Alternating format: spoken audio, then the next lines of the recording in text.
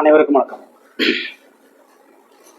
சித்திரை முழுநிலவு மாநாடு பாமக சார்பில் மாமல்லபுரத்தில் நடக்க இருக்கிறது. நாளைக்கு நடக்க இருக்கிறது.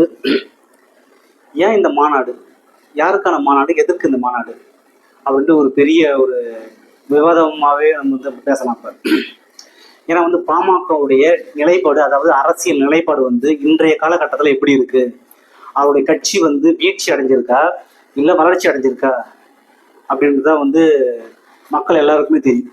ஏன்னா தொடர்ந்து மிகப்பெரிய ஒரு வீழ்ச்சி அடைந்த கட்சியாக தான் பாமக இருக்கு. அவர்களுடைய இடத்தையே தக்க வைக்கக்கூடிய நிலை கூட அவர்களுக்கு இல்லை. ஏன்னா பாமக என்பது ஒரு சாதி கட்சி என்பது எல்லாருக்குமே தெரியும். அதே போல பிஜேபி என்பது ஒரு மதவாத கட்சி. அந்த மதவாதத்திற்குள்ளதான் சாதி வெறி அந்த அளவுக்கு ஊறி போயிருக்கும். ஏன்னா பிஜேபி கட்சிக்குள்ள பாத்தீங்கன்னா சாதியவாதிகளுக்கு தான் மிகப்பெரிய ஒரு அளவுல முக்கியத்துவம் கொடுப்பாங்க, பதவிகள் கொடுப்பாங்க, எதுவாக இருந்தாலும் கொடுப்பாங்க. மற்றபடி தலித் மக்களுக்கு, பட்டியல் சமூக மக்களுக்கோ பதவிகள் கொடுத்தாங்கன்னா அதை அடையாளப்படுத்துவதற்கு தான் அவங்க அந்த பதவிகள் கொடுப்பாங்க. மற்றபடி சனாதனத்தை தூக்கி பிடிக்கும் ஒரு கட்சியா பிஜேபி இருக்கு. அவங்க யார், அவங்க ஆர்எஸ்எஸ் கிளை தானே அது. அப்ப சனாதனத்தை தான் தூக்கி பிடிப்பாங்க. அந்த நிலைப்பாட்டில் இருக்கிறவங்க தான் பாமகவும். இப்போ பாமக கட்சி வீழ்ச்சி அடைப்பதற்கான காரணம் என்னன்னா, இங்க இருக்கிற சாதி வெறியர்கள் அப்படியே அங்க பிஜேபியில போய் ஜம்ப் ஆகுறதுதான். இப்போ விஜய் வேற கட்சி ஆரம்பிச்சிருக்காரு, அங்கேயும் போயிட்டு நிறைய பேர் சேர்வதற்கான சூழல் நிறையவே இருக்கு. இப்ப இந்த மாநாடு யாரை திருப்திப்படுத்த இந்த மாநாடு நடத்துறாங்க. ஏன்னா இவங்க வருஷம் வருஷம் இந்த சித்திரை முழுநிலவு மாநாடு நடத்துவாங்க. அதாவது தேர்தல் நெருங்கும் நேரத்துல இது போன்ற மாநாடுகள் நடத்துவது இவருடைய வழக்கம். இப்ப சித்திரை முழுநிலவு மாநாடு அறிவிச்சாங்க. அதுக்கான பணிகள் நடந்தது. நாளைக்கு மாநாடு நடக்க போகுது. அதாவது மே 11 மாநாடு நாளைக்கு மாமல்லபுரத்துல நடக்குது. இப்ப இந்த மாநாட்டு ஏன்னா பாமகவுடைய அரசியல் நிலைப்பாடு எப்படின்னா, ஸ்வீட் பாக்ஸ் வாங்குறதான். இந்த கட்சிக்கிட்ட போயிட்டு அங்க ஒரு பேரம் பேசுறது, இந்த கட்சிக்கிட்ட ஒரு பேரம் பேசுறது, ஆளுங்கட்சிக்கிட்ட ஒரு பேரம் பேசுறது, எதிர்கட்சிக்கிட்ட ஒரு பேரம் பேசுறது, ரெண்டு பக்கமும் ஒரே நேரத்துல பேரம் பேசுவாங்க. எது அவங்களுக்கு ஸ்வீட் பாக்ஸ் அதிகமா கிடைக்குது அங்க போயிட்டு ஜாயின் ஆயிடுவாங்க. இதுதான் பாமகனுடைய வரலாறு. எல்லாருக்குமே தெரியும். பாமக எப்படியா பொட்டி வாங்குற கட்சி, பொட்டி கட்சி எதுன்னு கேட்டா பாமகன்னு சொல்லுவாங்க. இந்த நிலைப்பாட்டில் தான் பாமக கட்சி பயணிச்சுட்டு இருக்கு. அவர்கள் தொண்டர்கள் எப்படின்னா, எல்லாருமே அந்த கட்சியில பயணிப்பவர்கள் எல்லாமே சாதி உணர்வுன்னு சொல்றாங்க. சாதி உணர்வுன்னா சாதி வெறிதான் சாதி உணர்வு. வேற இது வேற அது வேற சொற்கள் கிடையாது, ரெண்டு ஒண்ணுதான். சாதி உணர்வு என்பது சாதி வெறிதான். அது இல்லைன்னா சாதி உணர்வு என்பது அப்படியே ஒரு அழகான வார்த்தை, சாதி வெறி ஒரு தவறான வார்த்தை. அப்படிலாம் கிடையாது, சாதி வெறி தான் அவங்க. ஏன்னா கட்சி பாமக தவறே செய்தாலும் நாங்கள் ஏற்றுக்கொள்வோம் அப்படின்னு சொல்றாங்க. தெரியுமா? காரணம் என்னன்னா, என் சாதிக்காரன் அவன் தப்பே செய்தாலும் நான் அவனை ஏத்துப்பேன். அவன் அயோக்கியனா இருந்தாலும் நான் அவனை ஏத்துப்பேன். ஏன்னா அவன் என் சாதிக்காரன், அதுக்காக நான் அவனை ஏத்துப்பேன் நான். அப்படின்னு தான் அந்த கட்சியில பயணிக்கிறாங்க.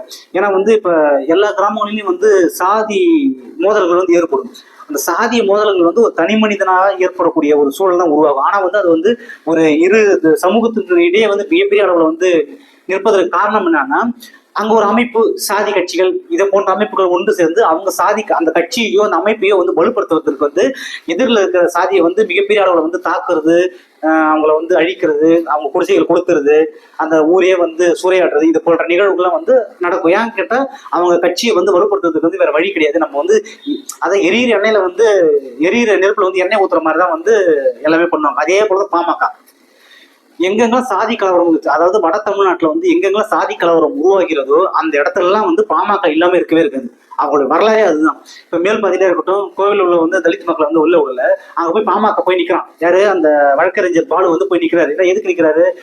நீங்க பயப்படாதீங்க, சுப்ரீம் கோர்ட்டே போனாலும் ஐயா நம்ம கூட இருக்கிறாரு, பாமக கட்சி உங்க கூட இருக்கு, விடமாட்டோம், அவங்களை எப்படி நம்ம கோயிலுக்குள்ள விட்டலாம் அப்படின்னு சொல்லி மிகப்பெரிய அளவுல ஒரு சாதி வன்மத்தை கக்கிய ஒரு கட்சி தான் பாமக.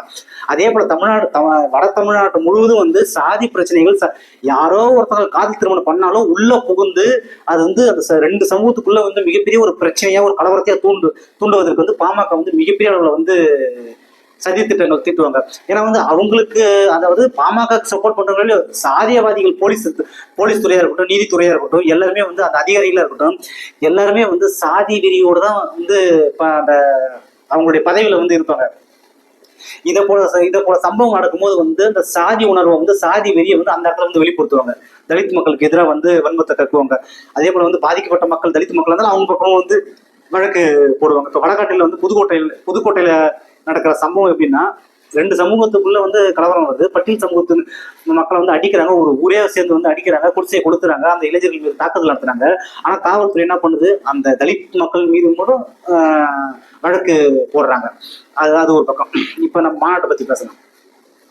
இந்த மாநாடு ஏன்னா வந்து இப்ப கடந்த தேர்தலில் வந்து ராமதாஸ் அவர்களால வந்து பொட்டி வாங்க முடியல, ஸ்வீட் பாக்ஸ் வாங்க முடியல. அதுல மிகப்பெரிய ஒரு விரத்தியில இருக்கிறாரு. ஏன்னா வந்து பையன் தலைமையில கட்சி போனதுல வந்து நம்ம ஸ்வீட் பாக்ஸே வரலையே அப்படின்ற மிகப்பெரிய ஒரு விரத்தியில இருக்காரு. அதனாலதான் வந்து ராமதாஸ் அவர்கள் வந்து மிக தீவிரமா வந்து காய நகர்த்துறாரு. ஏன்னா வந்து ஏப்ரல் 11ஆம் தேதி வந்து அமித்ஷா அவர்கள் வந்து வராரு, தேசிய ஜனநாயக கூட்டணி வந்து அறிவிக்கிறாரு. அதிமுக கூட்டணியில் தான் நாங்கள் இங்க இடம்பெறுகிறோம், ஜனநாயக கூட்டணி தான் வந்து இங்க வந்து வெற்றி பெறும் அப்படின்னு சொல்லி வந்து அவர் கூட்டணி அறிவிக்கிறாரு. அதுக்கு முந்தா நாள் வந்து எங்க அன்புமணி ராமதாஸ் அவர்கள் வந்து அந்த மேடையில போய் ஏறிடுவாரோ, கூட்டணி வந்து உறுதிப்படுத்திடுவாரோ அப்படின்ற பயத்தின் வெளிப்பாடுதான் வந்து ராமதாஸ் அவர்கள் என்ன பண்றாரு, அவசரமா வந்து பாமக கட்சியின் தலைவராக வந்து நானே இனிமேல் பயணிப்பேன் அப்படின்னு வந்து ஒரு அறிக்கையை கொடுக்குறாரு. அன்புமணி ராமதாஸுக்கு வந்து மிகப்பெரிய ஒரு இடியா விழுந்தது. அன்புமணி ராமதாஸ் அவர்களுக்கு மட்டும் அந்த அந்த வார்த்தைகள் வந்து இடியா விழல, பாட்டாளி மக்கள் கட்சிக்கே வந்து மிகப்பெரிய ஒரு இடியா விழுந்தது. அந்த பிஜேபி ஜனநாயக கூட்டணி வந்து அறிவிச்ச பிறகு வந்து 2 நாள் கழிச்ச பிறகு வந்து அன்புமணி ராமதாஸ் அவர்கள் வந்து நான் தான் தலைவர் அப்படின்னு சொல்லி அப்பம் பிள்ளைக்குள்ள வந்து மிகப்பெரிய ஒரு ஒரு என்ன சொல்றது, ஒரு சிறுப்புள்ள விளையாட்டுத்தனமா வந்து கட்சிக்குள்ள வந்து அவங்க வந்து மோதிட்டு இருக்கிறத வந்து நம்ம எல்லாருமே பார்த்தது ஒன்றுதான். இப்ப இந்த மாநாடு வந்து யாரை குறிவைக்க, எதை சார்ந்து அவங்க வந்து காய நகர்த்துறாங்கன்னா, திமுக கூட்டணியில வந்து எப்படியாவது நம்ம வந்து இடம் பெற்றணும் அப்படி என்பது. ஏன்னா திமுக கூட்டணி வந்து வெற்றி கூட்டணியா இருக்கு, கொள்கை கூட்டணியா இருக்கு, கொள்கை உறுதிப்பாடு உள்ள ஒரு கூட்டணியா இருக்கு, மதச்சார்பற்ற ஒரு கூட்டணியா இருக்கு. அதனால வந்து எப்படியாவது வந்து இந்த கூட்டணிக்குள்ள வந்து உள்ள போயிடணும். ஏன்னா வந்து தொடர்ந்து வெற்றி அடைஞ்சிட்டு வராங்க, எந்த தேர்தலையுமே வந்து தோல்வி கிடையாது.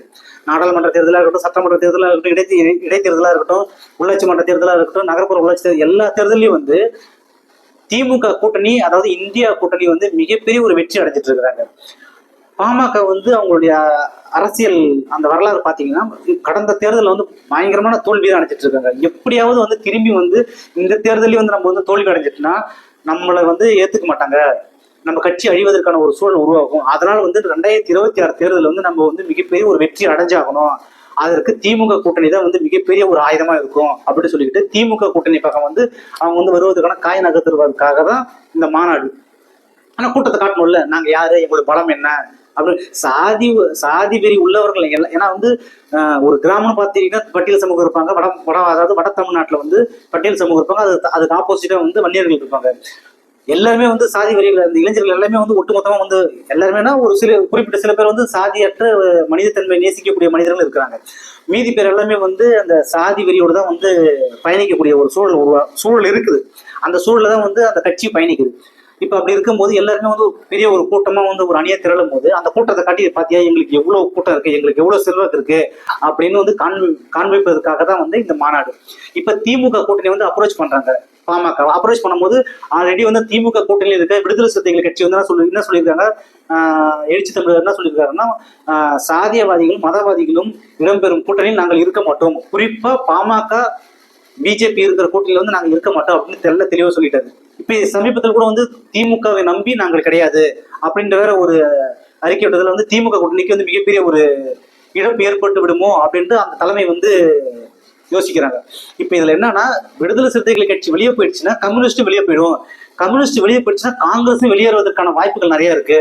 ஆனா வந்து திமுக கூட்டணி வந்து பலம் இழப்பதற்கு வந்து மிகப்பெரிய ஒரு வாய்ப்பு இருக்கு. அதனாலக்காக வந்து ஸ்டாலின் அவர்கள்ட்ட வந்து பேட்டி கொடுத்துருக்காங்க, நாங்க வந்து அந்த இதே கூட்டணியில தான் தொடருவோம், யாரும் நாங்க வந்து ஏத்துக்கிற மாதிரி கிடையாது. அவர் வந்து வெளிப்படையா சொல்லிட்டு, அதாவது குறிப்பா பாமக வந்து எங்க கூட்டணி கிடையாது வெளிப்படையா சொல்லிட்டு போயிட்டாரு.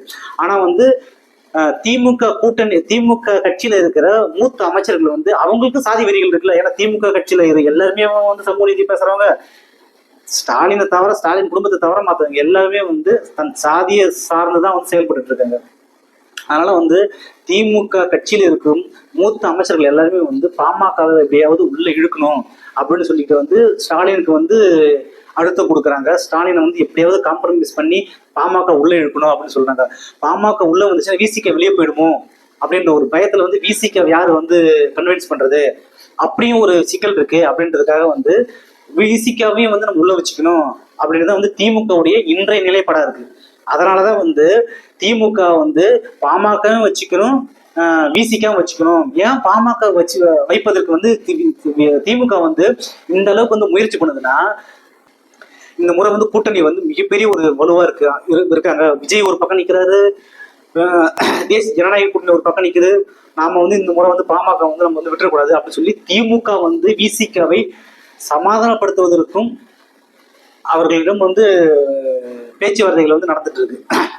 ஆனா விசிக தலைவர் குறிப்பா அவர் ஸ்ட்ராங்கா சொல்லிட்டாரு, இப்போ வந்து என்ன செய்வது அப்படின்னு சொல்லி பாமக வந்து மிகப்பெரிய அளவுல வந்து முடிச்சிட்டு இருக்காங்க. அதுக்காக தான் இந்த மாநாடு மிகப்பெரிய ஒரு பலத்தை காட்டி பாமகவும் உங்க பக்கம் வந்துச்சுன்னா வெற்றி வாய்ப்பு மிக எளிதா கிடைக்கும் அப்படின்னு சொல்வதற்கு தான் வந்து திமுகவுக்கு ஒரு சிக்னல் கொடுக்குறாங்க. திமுகவும் வந்து விசிகாவுக்கு சிக்னல் கொடுப்பாங்க, பிஜேபி வந்துடக்கூடாது, நம்ம எப்படியாவது இந்த முறை வந்து நம்ம எல்லாமே ஒன்று சேர்ந்து நம்ம எல்லாமே வந்து ஒரே கொள்கையோட இருக்கிற ஒரு கட்சி, ஆனா வந்து எப்படியாவது நம்ம வந்து ஒன்று சேர்ந்து பிஜேபி இந்த முறை வீழ்த்தி ஆகணும் அப்படின்னு சொல்லி திமுக வந்து விசிகாவை கன்வின்ஸ் பண்ணுவதற்கு அதிக சாத்தியக்கூறுகள் நிறைய இருக்கு.